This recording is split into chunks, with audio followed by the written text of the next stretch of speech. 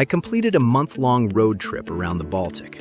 My goal was to explore the countries, nature, people, and history of this region. It was my route across Northern Europe. Part 1. Poland. I spent my first night already in Poland. The next day, I visited the concentration camp in Auschwitz and remembered the victims of fascism. Such horror must never happen again. After lunch, I moved to southern Poland, where I stayed overnight. My next stop was the Srebrna Góra fortress, the largest mountain fortress in Europe.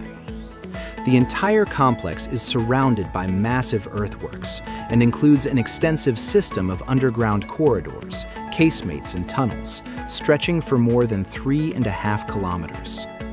It was built between 1765 and 1807 on the orders of the Prussian king Frederick the Great to protect Silesia from Austria. The central structure of the fortress is a massive dungeon. The fortress contained casemates for 3,500 soldiers, an 80-meter-deep well with a human-powered lift, and large stores of food and ammunition prepared for long sieges. The fortress was never conquered. It started to rain. I didn't know yet that this changing, rainy weather would accompany me across the whole of Poland. At night, in the rain, I arrived at my stop. In the morning, I woke up by a lake with crystal clear water and a sandy bottom. After the rain, there was no trace of bad weather. I took the opportunity for an early morning swim. In the afternoon, I arrived in Gdańsk. By the morning, it was raining again. Everything was gray. The restaurants were empty, people hurried through the streets, and it was cold. I spent the night just outside the city.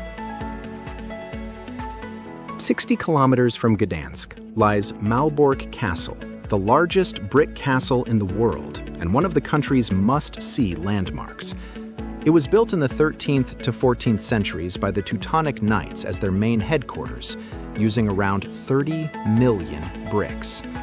The castle is a UNESCO World Heritage Site and consists of 3 parts: the lower, middle, and high castle. The visit was well worth it. An audio guide automatically started in each room and provided general information, while QR codes offered more detailed explanations of the exhibits. I spent the night in Pisz, a small village in the former East Prussia, where the German writer Ernst Wiechert was born. The surrounding area is covered by the forests of the Pisz Primeval Forest. I can confirm that the pine trees here reach heights of around 40 meters and can be about 200 years old. After the hike, I moved on to the Suwałki corridor, the narrow strip of land between Belarus and the Russian exclave of Kaliningrad. I found a beautiful place to relax, and since it was the 6th day of my journey, I combined the break with a swim.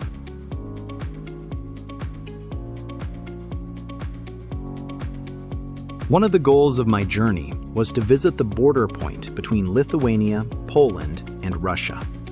A strange place. On one side, the free world where borders are no longer barriers. On the other, a land of decline, surrounded by barbed wire. In the past, barbed wire was meant to keep people from escaping. Now, as I once again live in the free world, it is there again. This time for protection. Tak páni, teraz keď roztiahnem ruky, tak na tú stranu mám Litvu a na túto stranu je pán Polsko. A som presne na hraničnej čiare. Maybe it was the weather, maybe the atmosphere of the place, but it was one of those moments when you realize how much freedom matters. After that, I crossed the Lithuanian border, and I'll tell you more about that in the next part.